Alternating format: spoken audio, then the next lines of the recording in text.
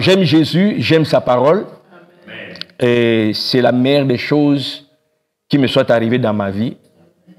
Et rien ne peut m'arracher Christ. Amen. Et ça, je ne le dis pas parce que je suis à l'église. Je le dis parce que c'est ça le sang qui coule dans mes veines. Prenez tout, mais laissez-moi Christ. Amen. Et parler de sa part, c'est un sujet de joie. Voilà, merci Papa Michel de me donner cette opportunité. Et merci au Seigneur de m'avoir choisi d'être ici avec vous. Je fais 100% confiance au Saint-Esprit. Amen. Et s'il a jugé bon que je sois là, ça veut dire que c'est l'instrument qui veut s'en servir. Alors, comme une guitare qui se laisse jouer par les guitaristes, je me laisse être utilisé par le Saint-Esprit, selon ce que lui juge bon, que nos oreilles entendent et que nos cœurs soient une terre qui reçoit la parole qui va produire du fruit. Alors, je pense que je fais le tour à Papa Michel pour ce qui est de moi. Je mesure 1,50 m.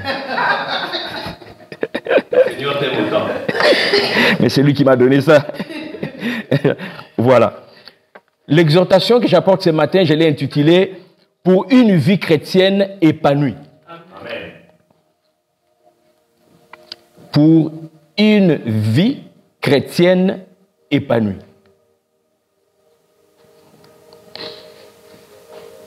J'aimerais prendre quelques minutes pour souligner certains mots qui sont dans cet intitulé, parce que nous devons les comprendre, pourquoi ils sont là, pour bien comprendre la suite.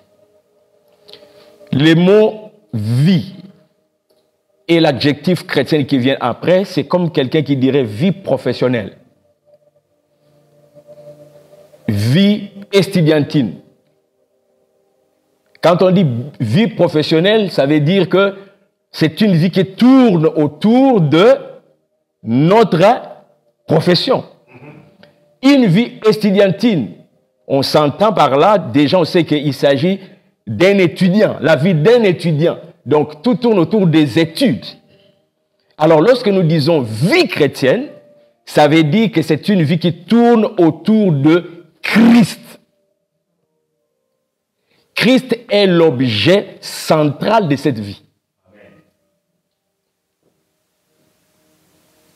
Et cette vie chrétienne, cette vie dont Christ est au centre, tout est fait en fonction de lui. Cette vie doit être une vie épanouie. Cette vie-là dont Christ est au centre, ça doit être une vie épanouie. Et par épanoui, on sous-entend aussi l'épanouissement.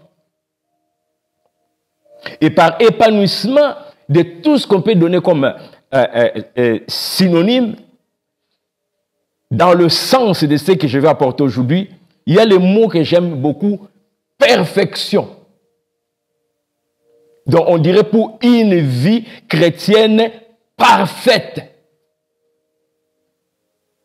Il y a aussi dans épanoui, épanouissement, maturité. Pour une vie chrétienne mature. Dans épanoui, il y a épanouissement, et dans épanouissement, on sous-entend aussi éclat.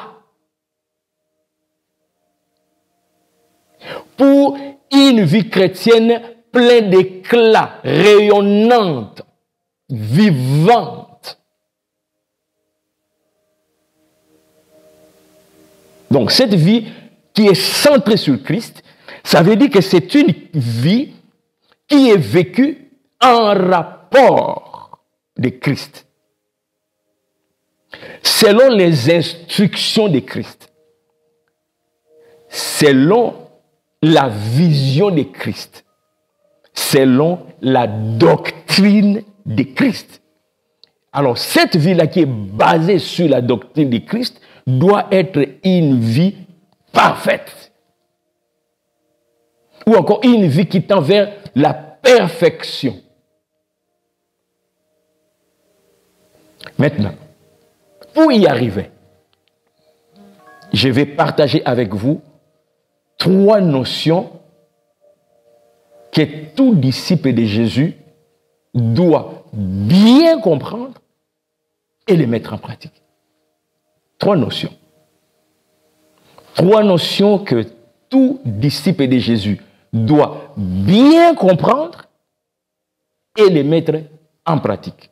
Ainsi, il aura une vie chrétienne épanouie. Une vie chrétienne qui tend vers la perfection. 3 notions à garder à l'esprit, à bien comprendre. 3 notions à ne pas oublier. 3 notions à ne pas négliger. Si vous voulez avoir une vie chrétienne, c'est-à-dire centrée sur Christ, qui est une vie d'éclat, une vie de perfection, une vie de maturité. Ces 3 notions que nous allons partager sont à garder à l'esprit.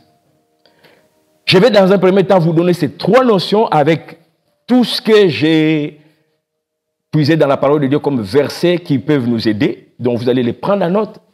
Ensuite, je reviendrai pour un peu plus de détails selon le temps qui va nous rester. Et si nous n'arrivons pas à passer à travers tous les versets, au moins vous les aurez déjà pour continuer à la maison. Et ayez l'habitude de toujours continuer à la maison. Amen. L'un des enseignements qui a marqué ma vie alors que j'ai commencé la vie chrétienne et que Papa Michel ici présent nous donnait des affermissements avec d'autres frères, il nous avait parlé des Juifs de Bérée qui vérifiaient les Écritures. Ça a changé ma vie. Ils vérifiaient les Écritures. Et tout au long de ma marche, aucun gourou ne réussira à me faire entrer dans sa secte. Parce que j'ai appris dès le bas âge spirituel à vérifier les Écritures. Et les Juifs de Bérée, ce qui est marquant, c'est qu'on nous dit que suite à la prédication de l'apôtre Paul, apôtre par l'excellence dans le Nouveau Testament, l'ayant écouté, non pas par cassette, par vidéo, mais phare à phare, comme vous m'écoutez. Ces Juifs de Bérée-là, ils ne se sont pas laissés émerveillés par l'apôtre Paul. Ils ont tout simplement pris ce que l'apôtre Paul avait proclamé. Ils ont dit, nous allons vérifier. Qui peut douter de l'apôtre Paul aujourd'hui? Alors, si vous n'avez pas cette habitude des Juifs de Bérée, vous serez esclaves des gourous facilement. Et malheureusement, il y en a plein aujourd'hui qui sont esclaves des gourous. Simplement parce qu'ils trouvent ça lourd d'ouvrir la Bible pour vérifier. Alors moi, je vous donne tous les textes. Vous les prenez en note. En sortant, c'est votre devoir de vérifier les Écritures. Amen.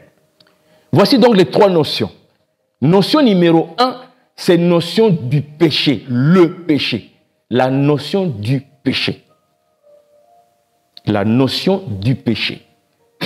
C'est une notion qu'aucun disciple de Jésus ne doit oublier dans sa vie. La notion du péché. Quelques versets rapidement. Romains chapitre 3, verset 23.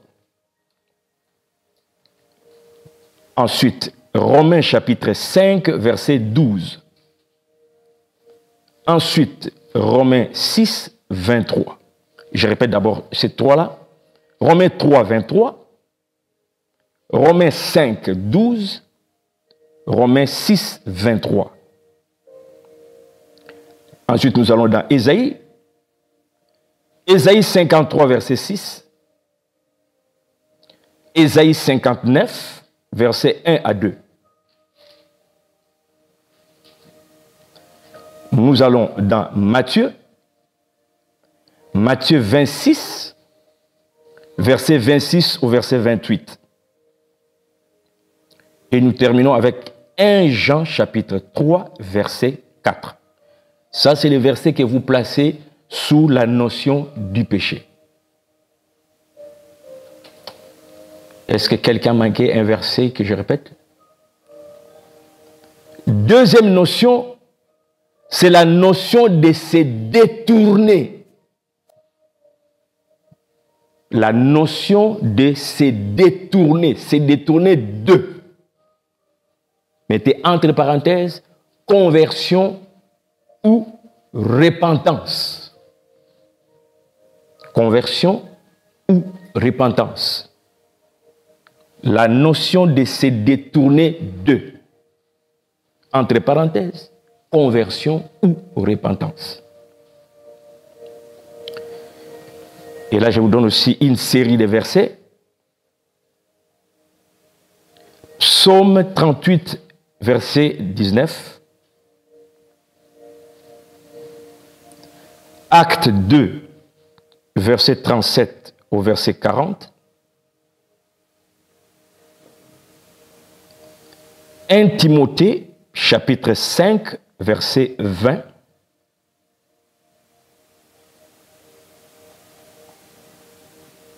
Deux Pierre, chapitre 2, verset 13 au verset 14.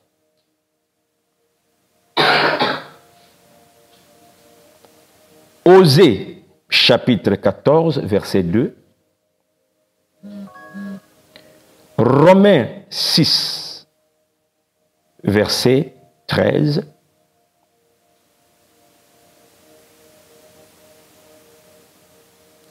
Éphésiens chapitre 2, du 1er au 22e verset. Donc, Éphésiens chapitre 2, verset 1 au verset 22.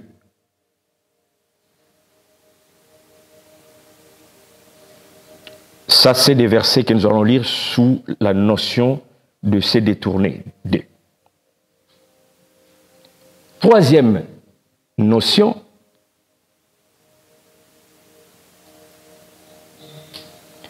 c'est ce que j'appelle la notion de la ferme décision de plaire à Dieu. Notion de la ferme décision de plaire à Dieu.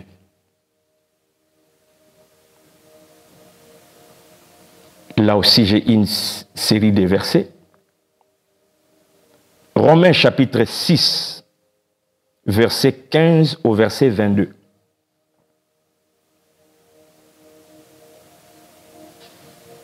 Psaume 119, verset 11. Psaume 143, verset 10. Psaume 40, verset 9. Ésaïe 58, verset 13 au verset 14. Ésaïe 58, verset 13 au verset 14. Jean 6, verset 38. Jean 5, verset 30. Et nous terminons avec Actes 5, verset 29.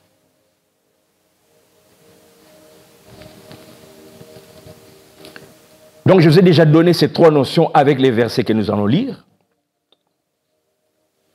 Nous allons passer à travers quelques-uns selon le temps que nous avons. Et le reste, chacun aura le devoir d'aller vérifier les Écritures à la maison.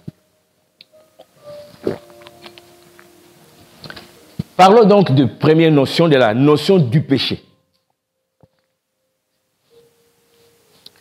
Je vais avoir besoin de l'aide pour la lecture, ceux qui ont leur Bible à côté. S'il y a quelqu'un qui peut nous préparer Romains chapitre 6, verset 23.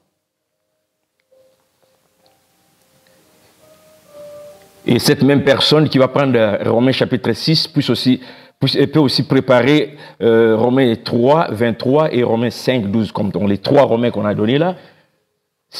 Qui se porte volontaire de nous lire les Romains, s'il vous plaît? Romains, ok. Donc, tout ce qui est Romains, on va vous écouter. Allez avec chapitre 6, 23. Romains, chapitre 6, verset 23.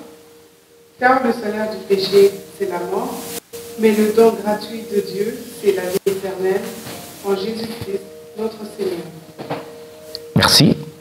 Romains 3, 23.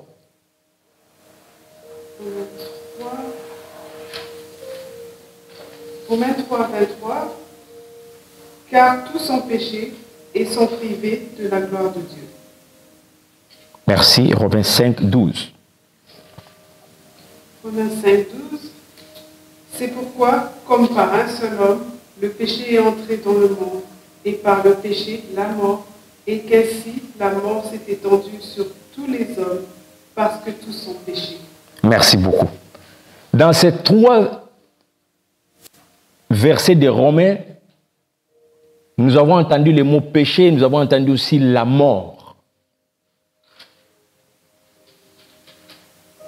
Le salaire du péché, c'est la mort. Et cette mort, c'est une séparation d'avec Dieu. Un disciple de Jésus ne peut pas oublier la notion du péché, c'est-à-dire qu'est-ce que le péché a comme conséquence dans sa vie. Ça là, nous devons marteler parce qu'il y a de plus en plus de la légèreté dans le milieu chrétien par manque de considération de cette notion du péché. Le salaire du péché, c'est la mort. Le salaire du péché, ce n'est pas la vie. Qui d'entre nous peut jouer avec quelque chose qui sait déjà qu'il y a risque de mourir?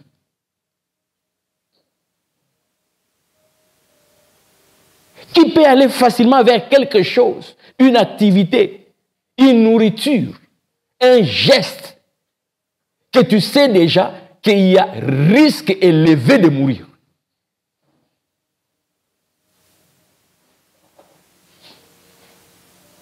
Mais le chrétien est en train de prendre à la légère les risques de mourir lorsqu'on vit dans le péché. Un disciple de Jésus ne devrait pas ignorer le risque qu'il court de vivre une vie de péché. Parce que la Bible dit le salaire du péché, c'est la mort. Et il est dit l'âme qui pêche mourra. On ne doit pas prendre ça à la légère. Peu importe qu'est-ce que le péché peut nous apporter comme joie, bonheur. Il n'y a pas dans le péché la possibilité de la vie. C'est clair là. Il n'y a pas de possibilité. Le péché ne donne aucune possibilité à la vie. Et ça, il faut le dire, ouvrir la bouche jusqu'au-delà de la capacité d'ouvrir la bouche pour que ça sorte qu'on entend. Il n'y a aucune possibilité de vie dans le péché. La finalité du péché, la Bible dit clairement, c'est la mort. Séparation avec Dieu. Un disciple de Jésus qui dit qu'il vit une vie chrétienne, c'est-à-dire une vie centrée sur Christ, et qui prend à la légère cette notion de péché, n'aura pas une vie chrétienne épanouie. N'aura pas une vie chrétienne qui tend vers la perfection. Parce que le salaire du péché, c'est la mort. Donc ça, je dois garder à l'esprit de la même manière que je garde à l'esprit toute autre chose de la vie que je sais que ça peut amener à la mort. Le feu rouge, si je ne respecte pas, il y a risque de mourir par accident. Ouah, frère. Frères, sœurs dans l'église, là, nous devons, s'il y a une chose que nous devons haïr dans notre vie, c'est le péché. Parce qu'il conduit à la mort. Et Dieu nous l'affirme. Tous ont péché et sont privés de la gloire de Dieu. Le péché nous sépare de Dieu. On ne dit pas que le péché peut vous séparer de Dieu. Il n'y a pas de possibilité que tout en vivant dans le péché, nous puissions être avec Dieu. Nous puissions jouir de la présence de Dieu. C'est dit clairement que le péché nous sépare de Dieu. Et cette notion, un disciple de Jésus ne peut pas la prendre à la légère. Et nous prenons à la légère parce qu'il y a une autre notion qui vient en contradiction, parce que nous la comprenons mal, c'est la notion de l'amour de Dieu. Dieu nous aime. Dieu est amour. Et cette notion mal expliquée, mal comprise, vient affaiblir en nous la gravité de la notion du péché. On peut aller vers le péché en étant encouragé par la notion de l'amour de Dieu. Dieu m'aime. Il ne me laissera pas. Il va comprendre. Il va me pardonner. C'est le problème que nous avons maintenant dans l'Église. La notion de l'amour de Dieu est en train d'éclipser la notion du péché avec le danger qui vient avec. Et c'est que ça donne comme conséquence des chrétiens qui ont une légèreté dans le péché. Et ce qui est grave, c'est que ça atteint le sommet de nos églises. Et nous pouvons voir avec les réseaux sociaux que des prophètes et des pasteurs aujourd'hui font n'importe quoi. Parce qu'ils sont encouragés par la notion de l'amour de Dieu. Est-ce que quelqu'un peut nous trouver Ésaïe 59, verset 1 à 2, verset 2, s'il vous plaît?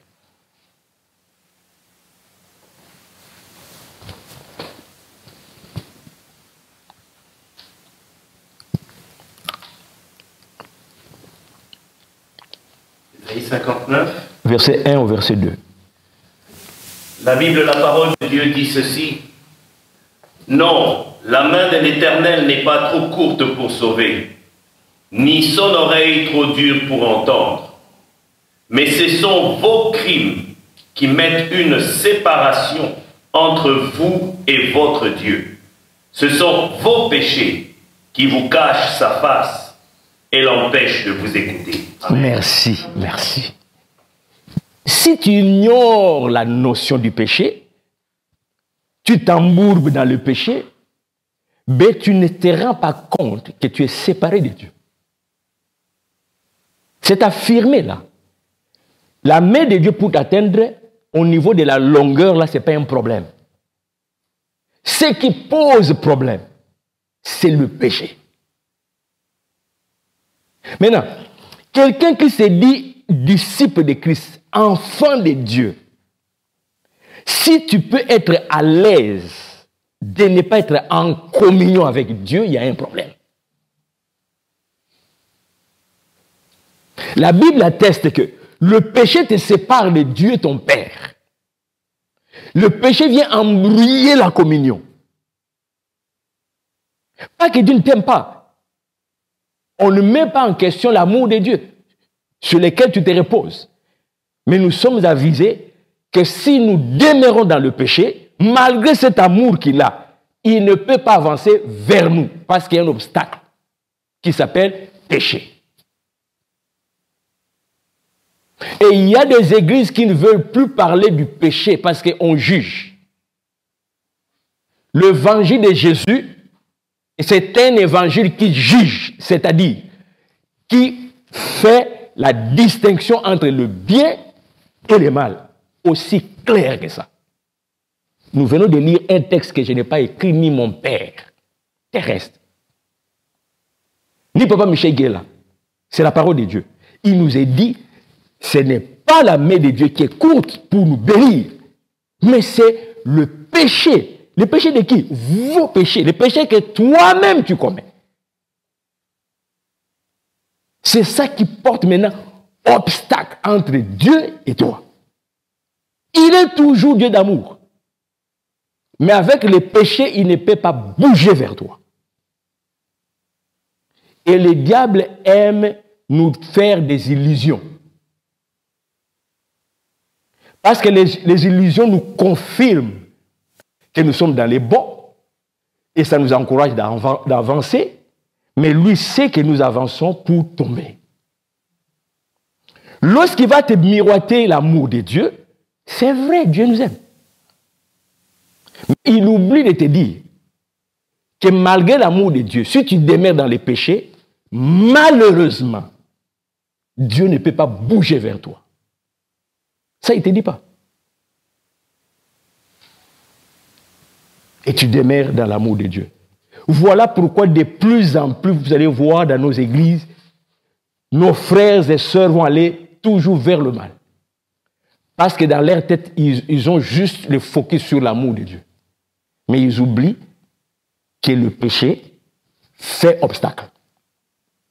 Et le diable ne veut pas qu'on sache. Parce que c'est la seule chose qui fait l'obstacle. C'est le péché. Mais si tu ignores cette notion, tu es malheureux. Tu vis dans la fumée.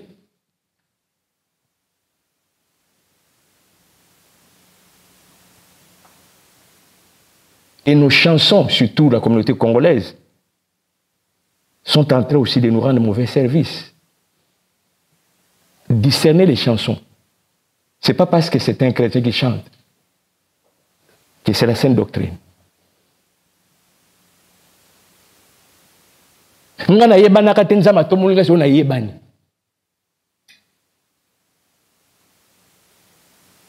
à côté de toi, il y a des païens qui sont si connus. Et on prend ça comme référence que Dieu m'aime, tout en vivant dans les péchés. Vous avez suivi les scandales qu'il y a eu dans notre communauté au Congo, des pasteurs dont des histoires d'adultère. Quel fut mon choc de voir les pasteurs dans l'église en effervescence. Ah, mais l'homme de Dieu, voici l'homme de Dieu. Ah, avec adultère répandu comme ça sur les lieux publics, et les gens l'accueillent avec acclamation. Vous savez pourquoi? Et je pouvais lire sur les commentaires. Dieu est amour. Ça ne change pas. Cependant, les péchés là, il nous est dit, Dieu ne peut pas bouger vers nous.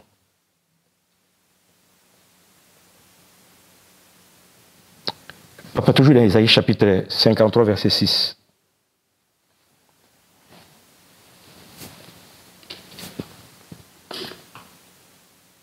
Isaïe 53, le verset 6, la Bible, la parole de Dieu dit, « Nous étions tous errants, comme des brebis. Chacun suivait sa propre voie. Et l'Éternel a fait retomber sur lui l'iniquité de nous tous. » Merci. Nous étions tous errants, chacun suivant sa voie. Donc, vivant une vie de péché, qui a empêché Dieu d'entrer en contact, en communion avec nous. Mais Dieu, dans son amour, voulant être en contact avec nous, il devrait régler les problèmes qui empêchaient le péché. Il va mettre ça sur Christ. C'est alors que Dieu arrive maintenant à nous atteindre.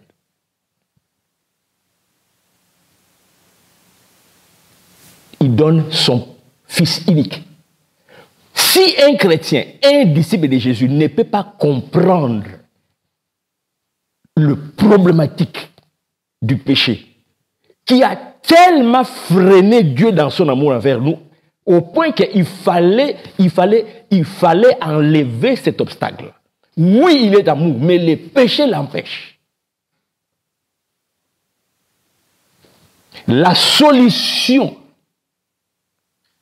d'enlever ces péchés est passée par mettre Jésus responsable de ces péchés, afin que Dieu ne voit plus d'obstacle entre lui et toi.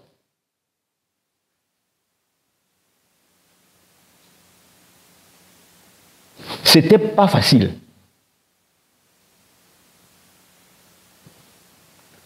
Un Jean chapitre 3, verset 4, s'il vous plaît.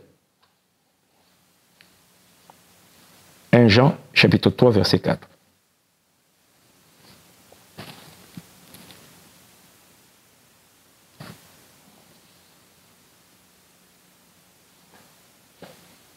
Un Jean chapitre 3, verset 4. La Bible dit, quiconque pêche transgresse la loi, et le péché est la transgression de la loi. Merci beaucoup.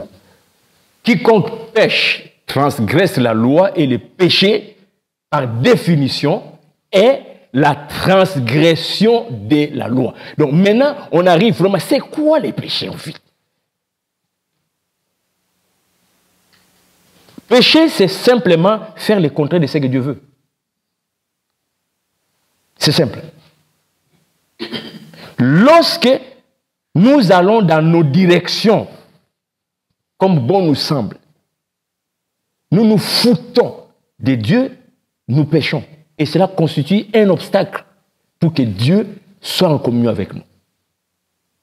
Donc, un chrétien ne peut pas oublier la notion du péché qui est définie comme étant toute transgression à la loi de Dieu. Encore plus simple. Péché veut dire faire ce qui te plaît, mais qui déplaît à Dieu. Je peux amener ça encore plus simple comme ça. Péché, c'est faire ce qui te plaît, mais qui déplaît à Dieu. Maintenant, un enfant de Dieu, disciple de Jésus-Christ, ne peut pas prendre cette notion à la légère. Tu fais ce qui te plaît, tout en étant conscient que cela déplaît à Dieu. Mais tu crées toi-même l'obstacle entre Dieu et toi. Je vous parlais tantôt des chansons qui des fois nous rendent mauvais service. Parce que c'est un serviteur de Dieu, parce que c'est un artiste qui chante pour Dieu, nous prenons pour acquis que ce qui chante est biblique. La chanson Yéo de pasteur Moïse Mbie, ça c'est un scandale où on entend une fille dire à Dieu, voici l'homme que j'ai choisi. Je sais qu'il résiste au Saint-Esprit, mais moi je l'ai choisi. C'est comme ça dans la chanson. Écrite par le pasteur Moïse Mbie, qui a une grande église au Congo, qui est un homme qu'on ne peut plus présenter dans les milieux. Et ça, dès les premières heures sur YouTube, ça cartonnait. Et j'ai entendu les chrétiens dire déjà, ça c'est ma chanson de mariage, ça c'est ma chanson de mariage. Zéro discernement. Ça c'est un blasphème. Dire au Saint-Esprit, Saint-Esprit, je sais que ce que je veux est contraire à ta volonté, mais c'est ce que moi je veux. Ah! Mais nous ne sommes pas disciples de Jésus. Et là encore, l'Église a un problème d'expliquer aux gens c'est quoi être disciple. C'est dommage que nous présentons Christ comme celui qui opère des miracles, et les gens viennent pour les miracles, alors que Jésus a demandé de faire des disciples. La modératrice nous a lu Matthieu 28 ici. Faire des disciples. Au lieu de faire des disciples, nous remplissons les salles. Conséquence, des gens qui disent comme ça au Saint-Esprit. Cet homme-là que j'aime, tu ne me diras pas parce qu'il ne t'obéit pas, moi je ne peux pas me marier. C'est à toi de t'ajuster par rapport à mon choix. Yéhoyo. Voici la personne pour qui j'ai prié. Et il continue de dire, Sambo fou tingayo.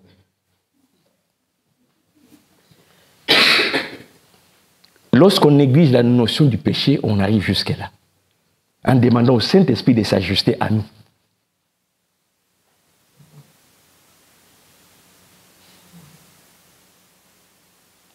Un disciple de Jésus ne peut pas négliger la notion du péché. Parce que le péché te sépare de Dieu.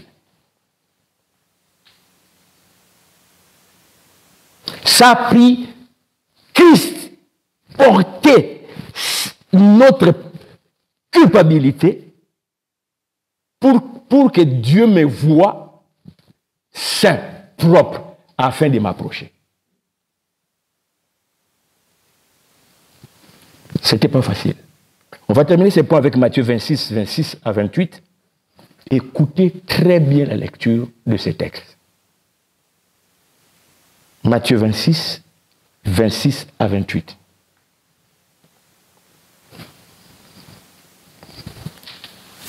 Matthieu 26. Verset 26 au verset 28. La Bible dit, pendant qu'il mangeait, Jésus prit du pain, et après avoir rendu grâce, il le rompit et le donna aux disciples, en disant, prenez, mangez, ceci est mon corps. Il prit ensuite une coupe, et après avoir rendu grâce, il la leur donna, en disant, buvez-en tous, car ceci est mon sang, le sang de l'alliance, qui est répandu pour plusieurs, pour la rémission des péchés. Amen. Amen. Le sang qui est répandu pour la rémission du péché. Le péché étant un grand problème, un grand obstacle entre Dieu et nous, Dieu est rempli d'amour pour nous, d'où il est dit, car Dieu a tant aimé le monde qu'il a donné son Fils. Il fallait régler les problèmes du péché. Il fallait enlever cet obstacle qui empêche Dieu de communier avec nous. C'était tellement un problème grave que la seule solution, c'était un bouc émissaire et Jésus va prendre la place. Et il dit, mon sang est versé pour la rémission des péchés. C'est-à-dire, régler ces problèmes-là qui faisaient que Dieu ne pouvait pas t'approcher malgré son grand amour pour toi. Et si cette notion-là, cet acte-là que Jésus a fait sur la croix, nous, disciples de Jésus, nous le prenons comme un événement parmi tant d'autres, nous sommes foutus. Parce que c'est ce sacrifice-là qui a finalement permis à ce que nous puissions maintenant approcher Dieu. Et ça n'a pas été facile. Suivez les 4 évangiles. Regardez comment Jésus prêchait. Qu'est-ce qu'il faisait comme miracle. Regardez une situation comme la mort de Lazare. On dit à Jésus que Lazare est déjà enterré. D'ailleurs, son corps est en train de pourrir. C'est fini, là, il n'y a plus d'espoir. Jésus se présente là comme rien n'était dit. Lazare sort. Il n'a pas gêné, il n'a pas veillé, il n'a pas chanté, il n'a pas dansé, il n'a pas invoqué, il n'a pas... Il dit seulement comme ça, sort. Est-ce qu'on a dit à Jésus qu'il est malade, on l'a mis là de côté pour ne pas nous contaminer? On a dit à Jésus, il est mort et enterré. Non seulement enterré, on ne peut plus ouvrir parce que maintenant les corps commencent à se décomposer. C'est fini. Jésus dit, Lazare sort. Et aussitôt Lazare fait quoi? Sort. Facile, hein? Jésus voit un paralytique. Il dit, lève-toi et marche. C'est fait. Mais vous savez qu'est-ce qui est arrivé pour que Jésus monte sur la croix? Là, j'aimerais vraiment que vous puissiez m'oublier. Allez dans votre tête. C'est Jésus là qui dit à Lazare, sors, Lazare, sors. Paralytique, marche, paralytique. Quand arrive le moment de monter, lui, Jésus sur la croix, il ne dit pas, sur la croix, hop! Et Jésus va tomber 2 à 3 fois dans les jardins. Jésus va tomber 2 à 3 fois. Lorsque l'heure sonne pour lui maintenant d'aller à Golgotha. Les Jésus qui sortait, Lazare, plein d'œil. Jésus ne monte pas plein d'œil sur la croix. Jésus pleure. Jésus gémit. Jésus essaye de convaincre le Père de changer le scénario. Si un disciple de Jésus prend cet acte-là à la légère, il y a un problème. Mon frère, ma soeur, pour enlever les péchés-là, ça n'a pas été facile. Jésus, l'opérateur de miracles, n'a pas pu monter sur la croix instantanément. Il est tombé. Chaque fois qu'il pensait à la croix, il tombe. Il n'avait plus la force. Il a sollicité le Père. Est-ce qu'on ne peut pas changer ce scénario?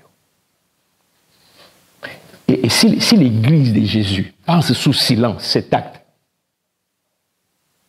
moi moi je me permets de dire, quelle insulte à cette douleur que Jésus a vécue. Quelle insulte. La croix est devenue... On ne fait même plus cas. Aujourd'hui, ce qui est important, c'est le miracle. Vous verrez le miracle. Prophétie, je vois, tu es dans la chambre, je vois, les gens, wow. Et l'argent va entrer dans ton téléphone, c'est ça. La croix finie, c'est une histoire de 1900. Or, c'est grâce à ça que l'amour de Dieu a pu m'atteindre. Et Yesu, beaucoup comprendre le logo. C'est une notion qu'un disciple de Jésus ne peut pas ignorer. Ni t'était le courage que Jésus dit, toutefois, Père, pas ma volonté. Ta volonté. C'est-à-dire, il prend encore courage, il dit, c'est pour ça que je suis venu. Et il va aller. Et c'est pas tout. C'est pas tout. Sur la croix, le même Jésus qui un jour disait, Père, j'ai pris tout simplement pour les gens. Je sais que tu m'as déjà exaucé. Parce que tu m'as toujours exaucé, parce que j'ai toujours fait ta volonté. Sur la croix, il dit, pourquoi m'as-tu abandonné? C'est même Jésus a dit, pourquoi m'as-tu abandonné? Lui qui a toujours été en communion avec le Père va déclarer, pourquoi m'as-tu abandonné? Mais la réponse est simple. Parce que maintenant, il y a un obstacle entre toi et moi qui s'appelle péché. J'ai écrit une chanson en lingala qui dit Boya kota le kulusu et pas ingana bikaki. Et il y a un paragraphe où je dis, pendant que les gens observent Jésus en train de se moquer de lui, dans son état, moi je vois ce que je devais être. Et je l'adore.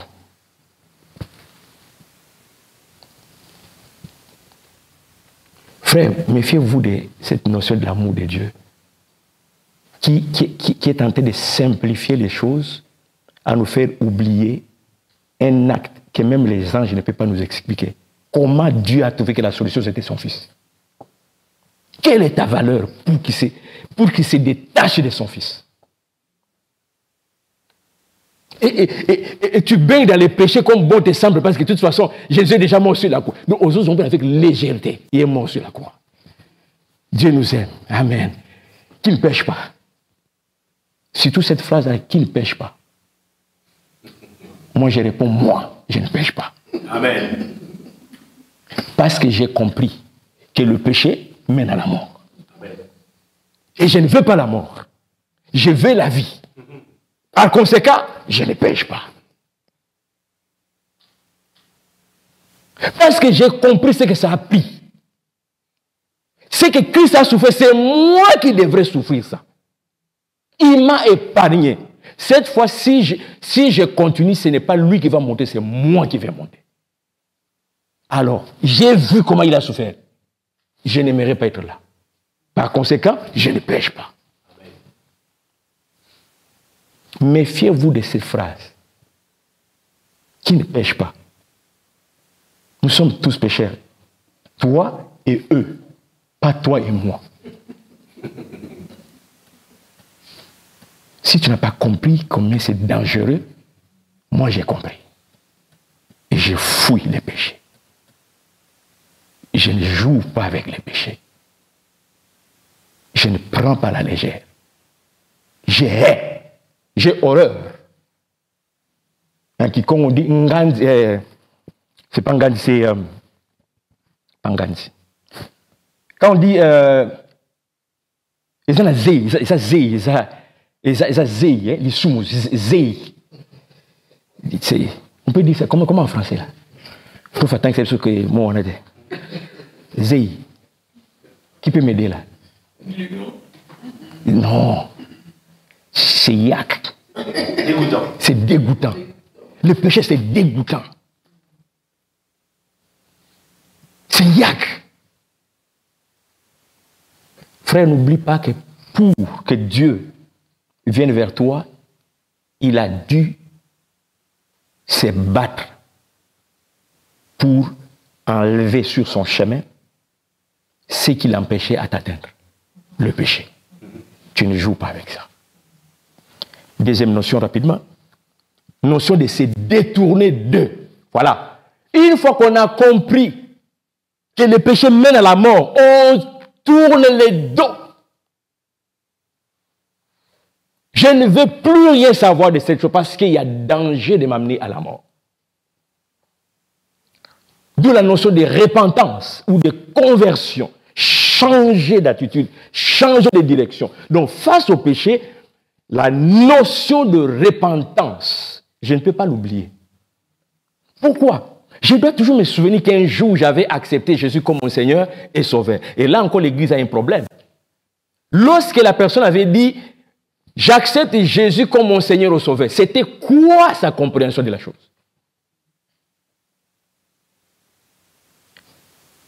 Si ce n'était pas la conversion, c'est-à-dire, j'ai vu comment les péchés mènent à la mort, maintenant je tourne le dos au péché.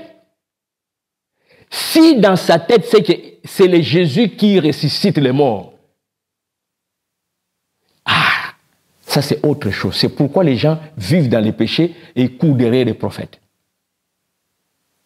Pourquoi? Parce qu'ils ont accepté le Jésus qui ressuscite Lazare. Et ils ont accepté le Jésus qui multiplie les pains. Moi, j'ai accepté le Jésus qui a pris ma place sur la croix, qui m'a dit, je meurs à ta place pour que tu vives, mais ne viens plus encore aux choses du passé. Conversion. Et la repentance implique ceci. Tu regardes ton acte, tu le condamnes, parce que tu vois que la finalité, c'est la mort. De l'autre côté, tu regardes, comme on a lu, le don gratuit de Dieu, c'est la vie éternelle. C'est-à-dire, si tu te débarrasses de cette conduite, tu accèdes à la vie éternelle, tu compares les deux, et tu réalises qu'entre gauche et droite, c'est mieux d'aller à droite. Tu viens maintenant dire, je reconnais que ce que je faisais m'amènerait à la mort comme finalité. Maintenant que Dieu me donne l'opportunité de tourner, je décide de tourner pour aller vers la vie. C'est ça la repentance. La repentance, ce n'est pas juste to feel guilty.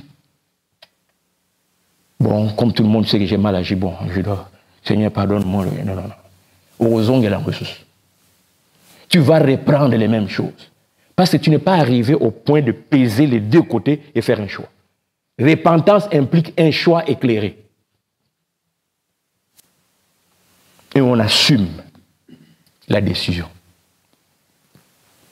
Psaume 38, verset 19, s'il vous plaît. Psaume 38, verset 19, la Bible dit, « Car je reconnais mon iniquité, je suis dans la crainte à cause de mon péché. » Voilà. Je reconnais mon iniquité. Je suis dans quoi? Pourquoi dans la crainte? Pourquoi dans la crainte? Pourquoi suis-je dans la crainte? À cause de mon iniquité, c'est-à-dire le salaire de ce que j'ai fait là, la finalité c'est la mort. Et puisque je sais que j'ai fait ça, je sais déjà que maintenant il me reste quoi? La mort. Et je crains, parce que c'est ce qui me reste. Mais Dieu vient avec la repentance.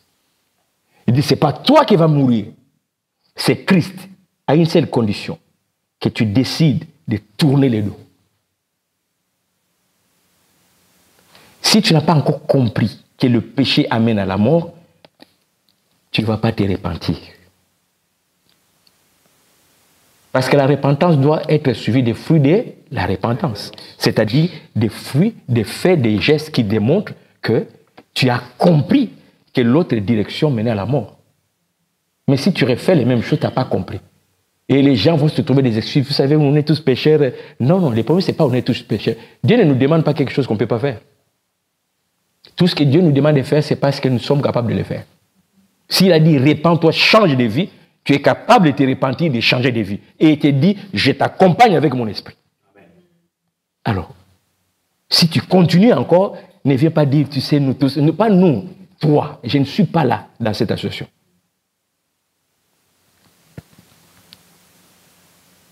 Acte 2, verset 37 au verset 40, s'il vous plaît.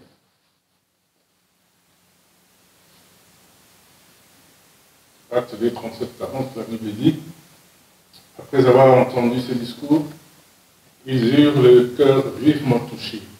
Et ils dirent à Pierre et aux autres apôtres, hommes frères, que ferons-nous? Pierre leur dit, répentez-vous, et que chacun de vous soit baptisé au nom de Jésus-Christ pour le pardon de vos péchés, et vous recevrez les dons du Saint-Esprit. Car la promesse est pour vous, pour vos enfants, et pour tous ceux qui sont au loin, en aussi grand nombre que le Seigneur notre Dieu les appellera. Et par plusieurs autres paroles, il les conjurait et les exhortait, disant, sauvez-vous de cette génération perverse. Merci, jusqu'à là. Amen. Même la dernière partie. Sauvez-vous. C'est vous qui devez poser les gestes de vous sauver. La repentance, c'est toi, ça implique toi. Ils eurent le cœur vivement touché, ils posaient la question. Maintenant que nous constatons que nous avons péché et que notre salaire, c'est la mort, est-ce qu'on doit subir la mort ou il y a une possibilité d'échapper à la mort? Et la réponse est oui, la possibilité d'échapper à la mort est là. Mais vous devez vous sauver de cette génération. C'est-à-dire vous devez tourner, sortez. Et ça, c'est toi qui poses ces gestes. Alors, cette notion, un disciple de Jésus ne doit pas oublier. Tu dois constamment te rappeler qu'un jour, tu avais pris la résolution de ne plus aller dans telle direction. 30 ans après, dans les saints, tu as complètement oublié. Et c'est là que je trouve la pertinence de ces chants. Papa Michel, je ne sais pas si tu peux te souvenir. Ndekola pakindayi, okosalela kolonayo, banda leloyo, kinoliwa. Ah, kasitala leloyo, otikinzela, okotina zamba, ndekonangai, kanisanda yola paki. Dis, mon frère, tu avais juré, tu avais prêté serment, tu avais décidé d'accepter Christ comme ton Seigneur et Sauveur. Tu avais dit, je renonce à une vie caractérisée par la rébellion face à Dieu. Maintenant, je vais suivre Christ. Mais lorsque je t'observe ta marche, je te vois retourner encore. Hé, frère, rappelle-toi, et qu'est-ce que tu as fait de cet engagement? Nous devons nous rappeler de notre conversion. Rappelle-toi. Rappelle-toi de ces jours-là, tu avais dit, j'accepte Jésus comme mon Seigneur. Jésus, aujourd'hui, je te donne ma vie. Rappelle-toi de ça. Tu ne peux pas oublier ça. Parce que ça va t'aider à te poser la question, est-ce que tu es toujours dans la bonne direction? La notion de changement, de repentance, de conversion, un disciple de Christ ne peut pas oublier. Parce que ça va t'aider au quotidien à avoir une vie chrétienne épanouie. Une vie chrétienne qui tend vers la perfection. Le péché s'offre, tu dis, je me rappelle un jour, j'avais dit plus jamais. Et je tiens à ma décision. Tu viens de te sauver. Si tu négliges cet engagement que tu avais pris, tu vas retourner. C'est pourquoi tout homme marié, toute femme mariée, n'oublie pas les jours de la bague. C'est pas parce que ça fait 30 ans. Rappelle-toi qu'est-ce que tu avais prononcé comme vœu. Et c'est ça qui va te garder dans cette voie au quotidien. Faute du temps, je vais lire rapidement Éphésiens, chapitre 2. C'est long, mais je vais sauter certains versets. Donc, le chapitre 2, verset 1 au verset 22. Vous étiez morts par vos offenses et par vos péchés, dans lesquels vous marchez autrefois, selon le train de ces mondes, selon le prince de la puissance de l'air, de l'esprit, qui agit maintenant dans les fils de la rébellion. Autrefois. C'est-à-dire lorsque nous étions sans Christ. C'est comme ça qu'on vivait. On s'est fouté de Dieu. Mais un jour, on a dit, non, fini. Alors, souvenez-vous, il ne faut jamais oublier ça. Autrefois, parce que ces choses ne doivent plus se retrouver aujourd'hui. Nous tous aussi, nous étions de leur nombre. Et nous vivions autrefois selon les convoitises de notre chair, accomplissant les volontés de la chair et de nos pensées, et nous étions par nature des enfants de colère comme les autres. Nous étions. N'oublie pas. Tu ne peux pas répéter les mêmes choses encore. C'est pourquoi moi j'ai dit dans l'église, je suis contre les pasteurs qui disent, vous savez, l'église c'est une poubelle. Non, non, non, ce n'est pas une poubelle. La poubelle, on l'a laissée à l'extérieur. L'église, dans sa définition, appelée hors d'eux, ce sont des gens que Jésus a nettoyés, a sortis de cette vieille manière de vivre. Il les a sortis, il a changé leur intelligence. Ils voient le monde différemment. Et ce sont ces gens-là qui se rassemblent dans leur nouvel état, nouvelle nature. La Bible dit, ceux qui sont en Christ sont... Mais comment vous pouvez encore dire que dans l'église, nous sommes remplis de gens qui ont encore la vieille créature? Contradiction dans ce que nous prêchons. Ce sont les gens que Jésus a attirés vers lui. Il les a sanctifiés. Mais vous dites, non, non, c'est normal que ça pue parce que Jésus n'a pas encore sanctifié. Mais pourquoi je les appelle frères? Sur quelle base nous sommes frères? Vous voyez combien on a encore de confusion de termes. Je ne peux pas t'appeler frère si tu n'as pas le sang de mon Père. Nous disons frères et sœurs en Christ. Or, toi, tu es encore le fils de l'autre. Et le Seigneur Jésus n'a pas eu honte de dire, vous prétendez être fils d'Abraham. Est-ce que vraiment Abraham est votre père? S'il est votre père, mais pourquoi vous ne faites pas comme lui, votre père? Vous voulez que je vous appelle mon frère, ma soeur dans le Seigneur, tout en agissant dans l'assemblée des saints comme l'enfant de l'autre. Mais il y a un problème. Il y a un problème. Je n'ai pas besoin du nombre. Jésus n'a jamais cherché le nombre. Il cherche des vrais adorateurs. Amen. Et l'Église doit avoir le courage de mettre... On n'a pas autre chose à prêcher, c'est déjà là. Il dit, enseignez-leur ce que moi je vous ai prescrit. Mais pourquoi toi tu veux prescrire ta philosophie? L'enseignement, il dit, va dans ce que moi j'ai prescrit, prends ça, enseigne. Et dis-leur qu'ils doivent observer ces choses. C'est ça la mission. Puisque autrefois vous vous comportez comme eux là, regardez ça, vous étiez comme ça. Il ne faut plus que ces choses-là se retrouvent en vous. Pourquoi? Parce qu'un jour vous avez compris que ça mène à la mort et vous avez saisi l'opportunité que Dieu vous donne de changer la destination. On ne peut pas tolérer les choses qu'on devrait laisser. Au nom de quoi? Parce que nous avons besoin de mêler. Mais les pierres vont chanter.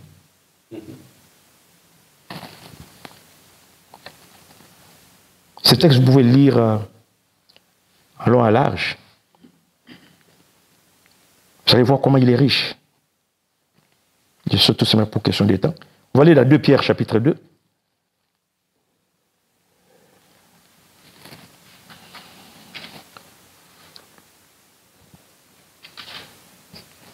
Verset 13 au verset 14. Je vais faire la lecture. Recevant ainsi le salaire de leur iniquité. Donc c'est une suite que vous pouvez lire 12, mais je prends juste à partir de 13. Ils trouvent leur délice, écoutez ça, ils trouvent leur délice à se livrer au plaisir en plein jour. Hommes tarés et suyés, ils se délectent dans leur tromperie en faisant bonne chair avec vous. Ils ont les yeux pleins d'adultère et insatiables de péché. Ils amorcent les âmes mal affermies. Ils ont le cœur exercé à la cupidité. Ce sont des enfants de malédiction. Qu'est-ce que je vais souligner dans ces versets? Écoutez ça. Ils trouvent leur délice à se livrer au plaisir.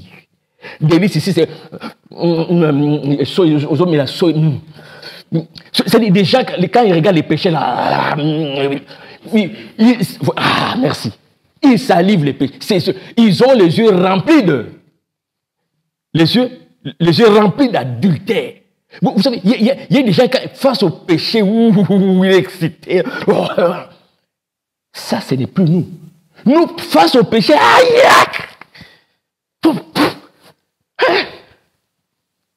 Tu te laisses. Mais non. Alors, ça, ce n'est plus nous. Souviens-toi, tu as déjà défini. C'est succulent, mais la finalité, c'est un poison. Moi, je ne veux pas mourir. Oui, ça sent bon. Tu suis l'odeur, mais à la fin, c'est la mort. Nous avons compris, yak, ça sent bon, mais c'est yak, parce que la mort est là-dedans. Les yeux remplis d'adultère, nous, les yeux remplis de crainte de Dieu. Amen. Tu regardes ça, tu dis, ça n'honore pas Dieu. Tes yeux sont remplis de cœur, de crainte de Dieu, alors que eux, les yeux sont remplis d'adultère. C'est leur délice. Toi, c'est yak. La mort. Changement.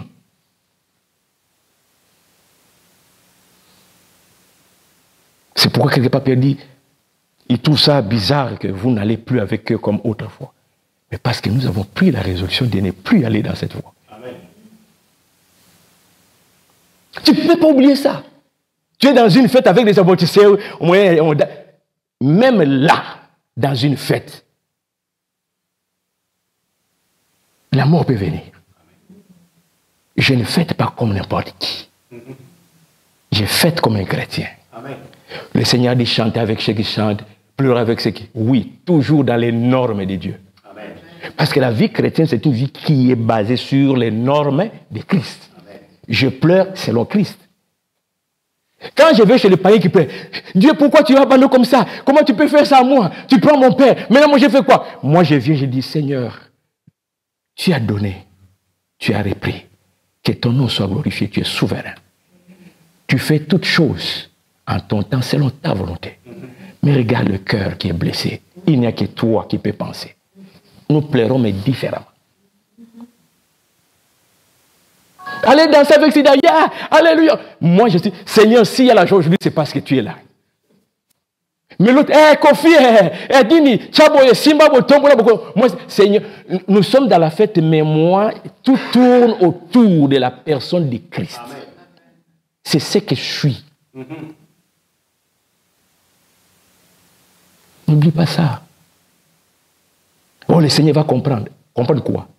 Les péchés qui ont coûté la vie de son fils? Oh, malade.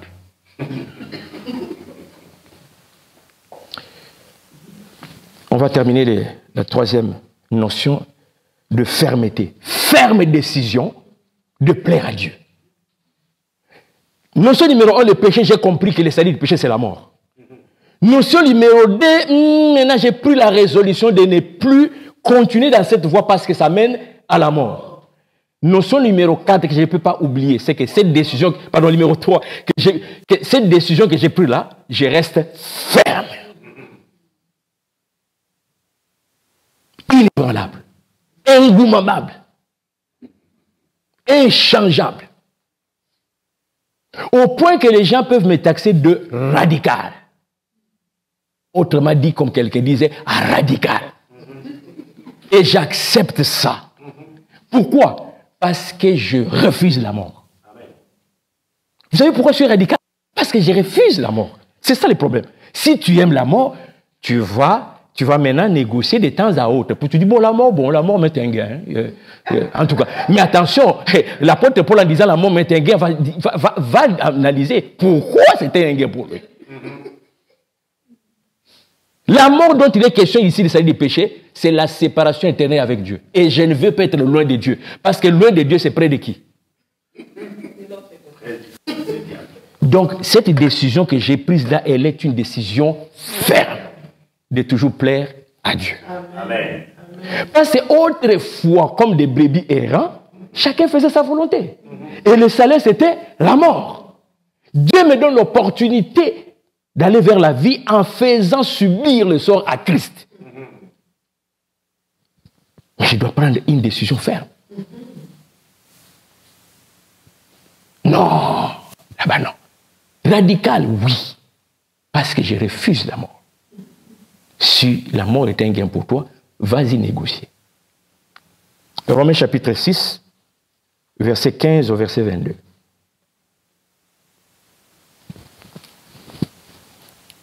Romains 6, 15 à 22, la Bible dit: quoi donc pécherons-nous? Parce que nous sommes non sous la loi, mais sous la grâce. Loin de là. Ne savez-vous pas qu'en vous livrant à quelqu'un comme esclave pour lui obéir, vous êtes esclave de celui à qui vous obéissez, soit du péché qui vous conduit à la mort, soit de l'obéissance qui conduit à la justice. Mais grâce soit rendue à Dieu de ce que, après avoir été esclave du péché, vous avez obéi de cœur à la règle des doctrines dans laquelle vous avez été instruit. Amen. Ayant été affranchi du péché, vous êtes devenus esclaves de la justice. Je parle à la manière des hommes, à cause de la faiblesse de votre chair. De même donc, que vous avez livré vos membres comme esclaves à l'impureté et à l'iniquité, pour arriver à l'iniquité, ainsi maintenant, livrez vos membres comme esclaves à la justice, pour arriver à la sainteté. Merci. Amen. Merci. Lorsque vous étiez esclaves du péché, vous étiez libres à l'égard de la justice. Amen. Continuez, continuez. Je pense que quelque part, si vous avez continué là, qu'est-ce que ça dit ensuite là? Quels fruits portiez-vous? Quels fruits portiez-vous? C'était quoi les fruits? Des fruits dont vous rugissez aujourd'hui. Car la fin de ces choses, c'est la mort. La suite encore? Mais maintenant, étant affranchis du péché et devenus esclaves de Dieu, vous avez pour fruit la sainteté et pour fin la vie éternelle. Amen. Acclamons pour le Seigneur.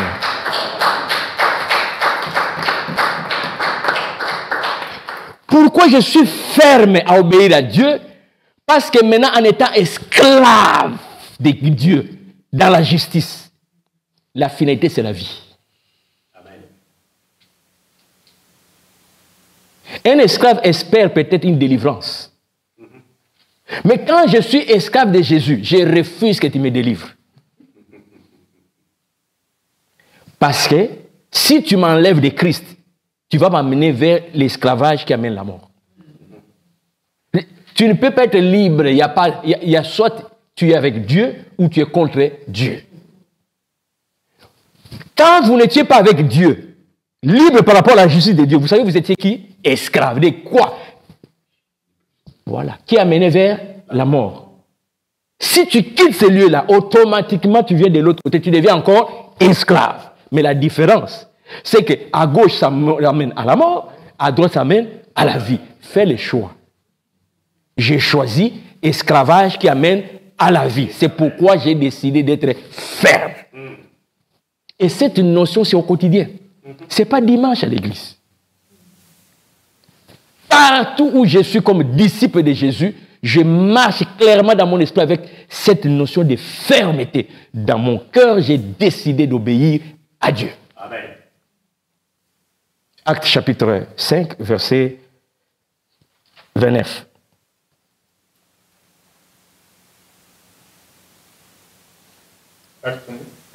Actes chapitre 5, verset 9. Verset 29, pardon. La Bible dit: Pierre et les apôtres répondirent-ils? Non. Pierre et apôtres répondirent: il faut obéir à Dieu plutôt qu'aux hommes. Il faut obéir à Dieu plutôt qu'aux hommes. Donc là, comme disciple de Jésus, ça, j'ai vendu mon âme. Quant à obéir entre Dieu et les hommes, j'ai déjà vendu mon âme. J'obéirai à Dieu. Amen. C'est ferme. Il n'y a pas de négociation. Il n'y a pas être modéré. Je suis à radical.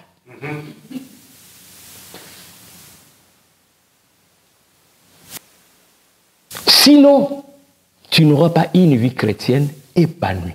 C'est-à-dire qui tend vers la perfection, qui tend vers la sainteté. Si tu désobéis à Dieu, tu tombes dans les péchés. Nous avons dit, la transgression de la loi, c'est le péché. Et le salaire du péché, c'est la mort. Alors, comment tu peux dire que tu es disciple de Jésus tout en désobéissant aussi facilement? Aussi facilement. Oh non, tu sais, ici, bon, quand même, il faut... Il n'y a pas de quand même. Moi, je suis un radical. Et je n'ai pas honte de ça. D'ailleurs, lorsque les gens m'identifient comme un radical, ça veut dire que la lumière est éclairé, est allumé. Parce que Jésus a dit, soyez la lumière. Alors, si les gens peuvent voir qu'ils sont nus, ça veut dire que la lumière fonctionne. Mais si les gens, tout en étant nus, ne peuvent pas se rendre compte que toi, la lumière, tu es là, c'est qu'Ampoule est brûlée. Radical. Et on termine avec cette déclaration du Seigneur lui-même. Jean 6, 38.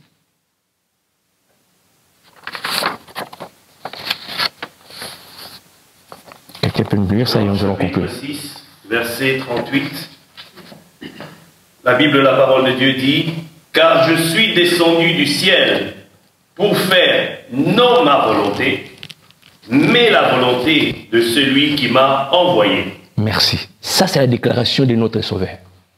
Je suis descendu du ciel, non pas pour faire ma volonté, mais faire sa volonté. Quelle était la volonté du Père? Tu vas mourir pour le pécheur, toi l'innocent. Ah! Quelle injustice! Mais il descend pareil pour faire la volonté de son Père. Pareil. Jésus sait qu'il vient mourir pour les coupables, lui innocent. Mais il vient pareil. Amen. Pierre essaie de le dévier, mais il dit, ne boirai-je pas la coupe? Je suis descendu pour ça. Juste mourir à la place de l'injuste. Et il dit, voici mon sang versé pour vous. Faire la volonté de Dieu, même quand ça paraît être injuste. Mais j'obéis. Donc, les autres versets qu'on n'a pas lus, vous allez faire votre devoir à la maison. Frères, sœurs, merci de m'avoir invité. Mon souci aujourd'hui, à travers cette exhortation, c'était de nous rappeler que si nous voulons une vie chrétienne épanouie, c'est-à-dire une vie chrétienne qui tend vers la perfection, la Bible dit, soyez parfaits comme votre Père est parfait. Pour tendre vers cette perfection, vous ne devez pas ignorer la notion du péché, c'est-à-dire comprendre que le péché amène à la mort, le péché vous sépare de Dieu. Deuxièmement, ne jamais oublier qu'un jour, vous avez pris la résolution de ne plus être désobéissant à Dieu. Et troisièmement, de rester ferme par rapport à la volonté que ça vous exprimer, que dorénavant, Jésus devient mon Seigneur. Ça, on oublie, hein? On aime parler des sauveurs parce qu'il va multiplier les pains. Mais il est aussi Seigneur. Quand il est dans sa position de Seigneur, moi, je suis esclave. J'obéis à cette directive. Et je suis ferme. Jusqu'à être qualifié de radical. Je crois fermement que si nous appliquons ces choses que nous venons de comprendre, nous allons mener une vie qui tend vers la perfection, une vie digne de quelqu'un qui marche selon la doctrine de Christ, qui lui-même obéissait toujours au Père. Au point que la Bible dit, Dieu l'a souverainement élevé et lui a donné un nom qui est au-dessus de tout nom. Et devant ces noms, tout genou doit fléchir et toute langue doit confesser que Jésus est Seigneur. Que celui qui a les oreilles pour entendre, le reste que le Saint-Esprit fasse son travail. Merci. Merci beaucoup. Amen.